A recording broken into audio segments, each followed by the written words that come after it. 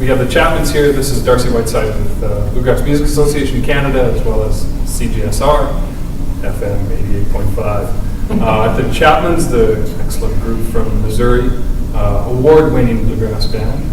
Why don't you introduce yourselves? All right. Hello, folks. I'm Jeremy. I'm the mandolin player with the Chapmans. I'm John Chapman. I play guitar.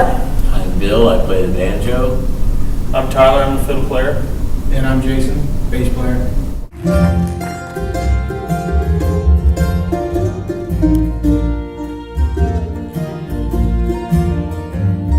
Everybody knows you're leaving me for good.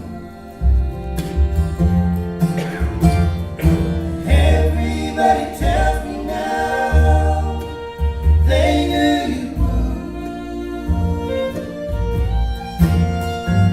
It's a well-known secret that I just couldn't see.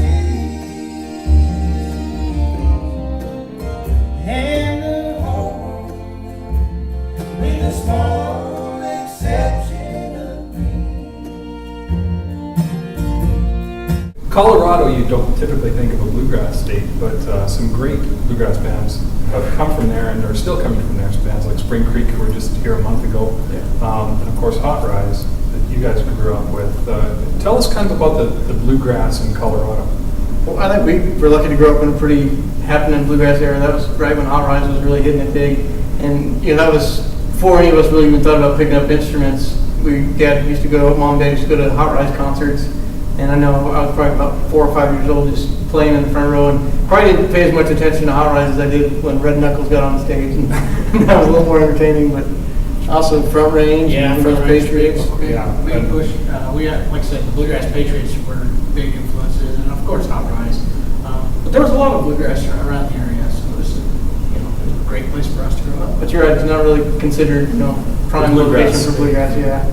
We had friends that were like into old-timey music more than bluegrass, but they did a little bluegrass too. And I just like the instrumentation, something different.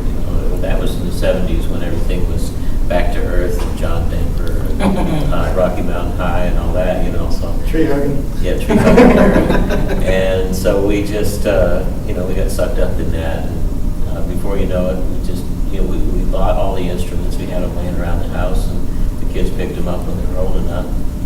And you picked up mandolin because your hands were too small. Yeah, John was really playing fiddle, and I was going to try guitar, but my hand wouldn't quite fit around the neck and barely over the edge. I'm still a little guy, but he's a little littler. So mandolin was a better fit. I mean, ukulele would have been good, but no bluegrass band had done it before, so decided to go with There mandolin. wasn't much call for the ukulele. Tell us about the Bear Valley Inn.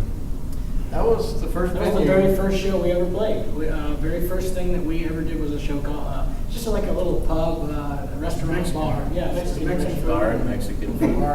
And we went out to a few shows there, seeing some of the local bluegrass bands and stuff. And So it's a Mexican restaurant. A Mexican featuring restaurant. Bluegrass music, of Hey, course. Called the I've Bear seen- Valley. I've seen photos of the Bear Valley. It was in Bear Valley area of what was that, Thornton or something like that? I don't remember. Out in Colorado.